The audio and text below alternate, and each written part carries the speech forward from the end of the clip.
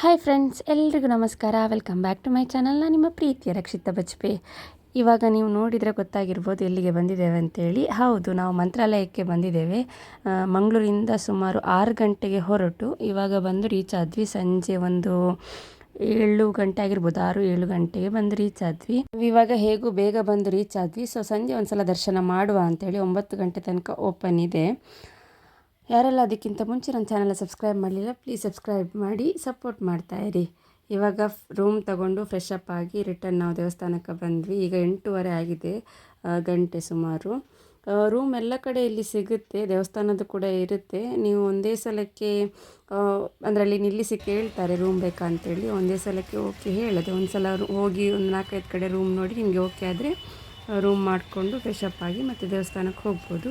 ಇವಾಗ ಅದೇ ರೀತಿ ನಾವು 1-2 ಕಡೆ ನೋಡಿ ಒಂದು ಕಡೆ ಇಷ್ಟ ಆಯಿತು, ಅಲ್ಲಿ ರೂಮ್ ತಗೊಂಡು ಫ್ರೆಶ್ ಅಪ್ ಆಗಿ ಇವಾಗ ದೇವಸ್ಥಾನಕ್ಕೆ ಹೋಗ್ತಾ ಇದ್ದೇವೆ. ನೋಡಿ ಮಂತ್ರಾಲಯ ಯಾವ ರೀತಿ ಕಾಣುತ್ತೆ ರಾತ್ರಿ ಹೊತ್ತು ಅಂತೇಳಿ. ತುಂಬ ಒಳ್ಳೆ ಕಾಣುತ್ತೆ, ಲೈಟಿಂಗ್ ಎಲ್ಲ ತುಂಬ ಚೆನ್ನಾಗಿ ಹಾಕಿದ್ದಾರೆ. ಇಲ್ಲಿ ಕೆಲಸ ಕೂಡ ಆಗ್ತಾಯಿದೆ ಮೇನ್ ದ್ವಾರದ್ದು. ನೋಡಿ, ಇದೆ ಮೇನ್ ದ್ವಾರ.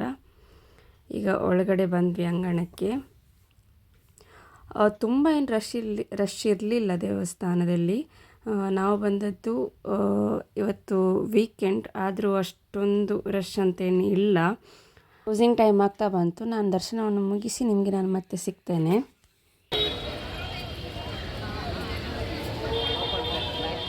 ಈಗ ರಾಯರ ದರ್ಶನವನ್ನು ಮುಗಿಸ್ಕೊಂಡು ಊಟದ ಕಡೆಗೆ ಬಂದ್ವಿ.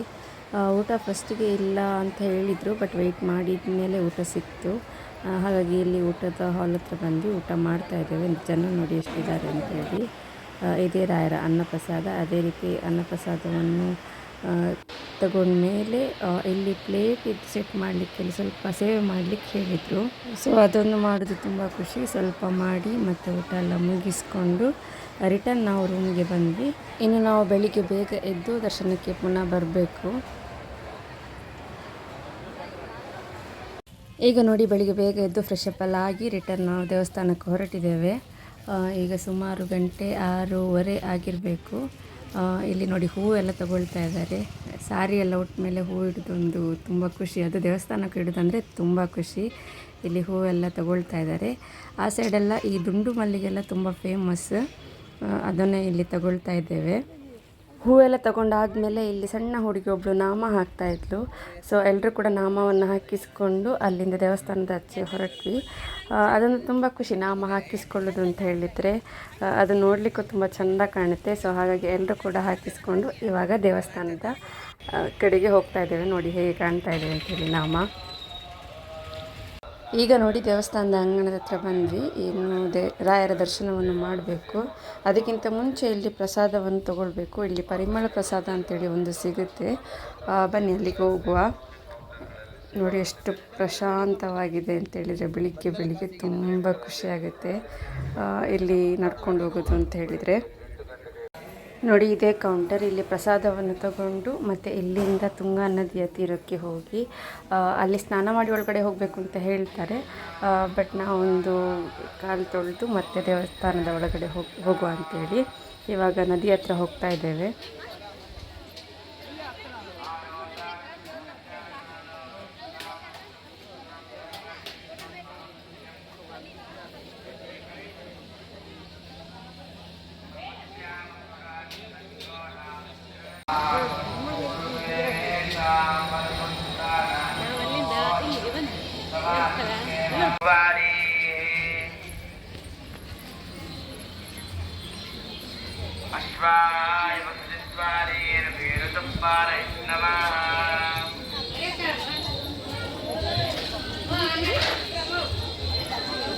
ಒಳಗೆ ಬಿಡ್ರಿ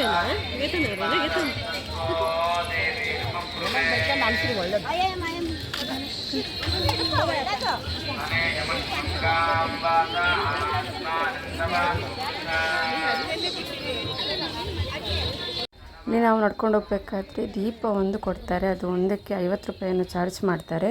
ಅದನ್ನು ತಗೊಂಡೋಗಿ ತುಂಗಾ ನದಿಯಲ್ಲಿ ಬಿಡಲಿಕ್ಕೆ ಪೂಜೆ ಮಾಡಲಿಕ್ಕೆ ಹೇಳ್ತಾರೆ. ಎಷ್ಟು ಬೇಡ ಅಂತ ಹೇಳಿದರೂ ಫೋರ್ಸ್ಫುಲ್ಲಿಯಾಗಿ ಕೊಡ್ತಾರೆ.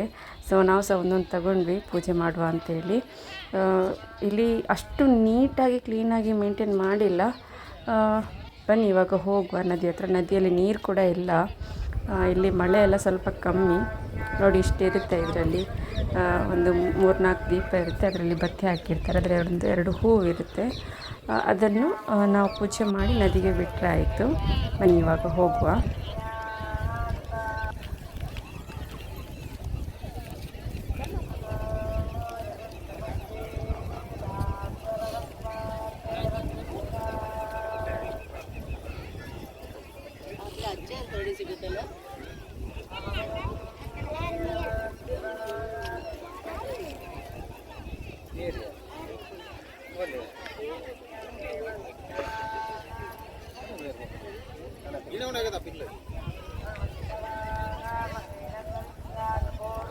ನೋಡಿ, ಅಲ್ಲಿ ಎಲ್ಲರೂ ಕೂಡ ದೀಪವನ್ನು ತಂದು ಅದಕ್ಕೆ ಹೊತ್ತಿಸಿ ಅದನ್ನು ನದಿಗೆ ಬಿಡ್ತಾ ಇದ್ದಾರೆ.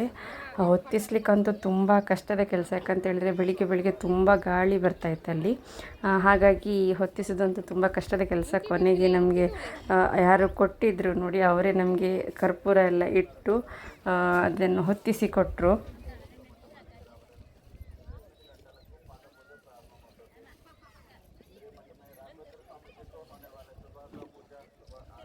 ಅವು ಮೂಚಿ ಒಟ್ಟಿಗೆ ಬತ್ತದ ಪತ್ತ ಒಂದಿಲ್ಲ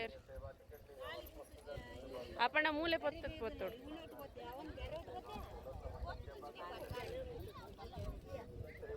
ಪತ್ತ ಇರಲಿ.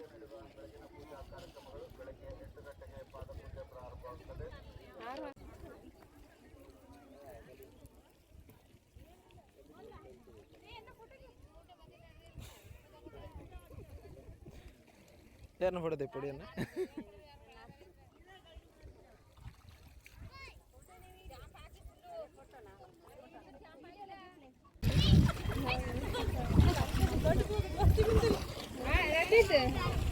ಮನೆಗೆ ನೋಡಿ, ನಾನು ಕೂಡ ಇಲ್ಲಿ ದೀಪ ಹಚ್ಚಲಿಕ್ಕೆ ಹೋದೆ. ಅದು ತುಂಬ ಕಷ್ಟಪಟ್ಟು ಹಚ್ತಾಯಿದ್ರು ಅಂತ ಹೇಳಿದರೆ, ಕರ್ಪೂರ ಎಲ್ಲ ಇಟ್ಟು ಹಚ್ತಾಯಿದ್ರು. ಗಾಳಿ ಕೂಡ ಬರ್ತಾಯಿತ್ತು.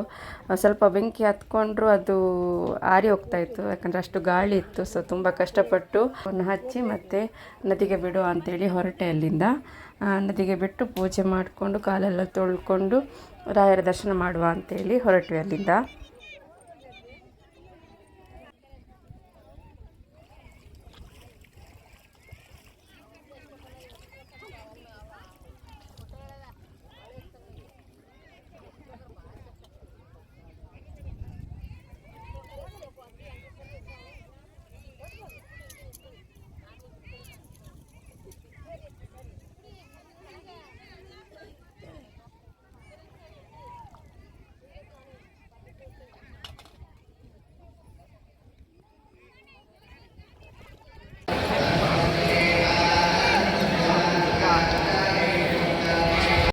ಕೊನೆಗೂ ರಾಯರ ದರ್ಶನವಾಯಿತು. ಮನಸ್ಸಿಗಂತೂ ತುಂಬ ಖುಷಿಯಾಯಿತು. ನಾನಂತೂ ಫಸ್ಟ್ ಟೈಮ್ ರಾಯರ ದರ್ಶನ ಮಾಡಿದ್ದು. ಇಲ್ಲಿ ಸ್ಕ್ರೀನಲ್ಲಿ ಹಾಕಿರ್ತಾರೆ, ಇದು ಒಳಗಡೆಯಿಂದ ಲೈವ್ ಬರ್ತಾ ಇರುತ್ತೆ. ನಿಮಗೂ ಕೂಡ ರಾಯರ ದರ್ಶನವನ್ನು ನಾನು ಮಾಡಿಸಿದೆ ಅಂತೇಳಿ ತುಂಬ ಖುಷಿಯಾಯಿತು. ಗುರು ರಾಘವೇಂದ್ರ ಸ್ವಾಮಿಗಳು ಎಲ್ರಿಗೂ ಆರೋಗ್ಯ ಭಾಗ್ಯ ಎಲ್ಲವನ್ನು ಕೊಟ್ಟು ಕಾಪಾಡಲಿ. ಇಲ್ಲಿಗೆ ನಾನು ಮಂತ್ರಾಲಯದ ಸಣ್ಣ ವಿಡಿಯೋವನ್ನು ಮುಗಿಸ್ತಾ ಇದ್ದೇನೆ. ವಿಡಿಯೋ ಇಷ್ಟ ಆದರೆ ಪ್ಲೀಸ್ ಎಲ್ರಿಗೂ ಶೇರ್ ಮಾಡಿ, ಲೈಕ್ ಮಾಡಿ ಮತ್ತು ಕಮೆಂಟ್ ಮಾಡಿ ನನಗೆ ಹೇಳಿ. ಎಲ್ರಿಗೂ ಧನ್ಯವಾದಗಳು. ಮತ್ತು ಇನ್ನೊಂದು ವಿಡಿಯೋದೊಂದಿಗೆ ಸಿಗ್ತೀನಿ.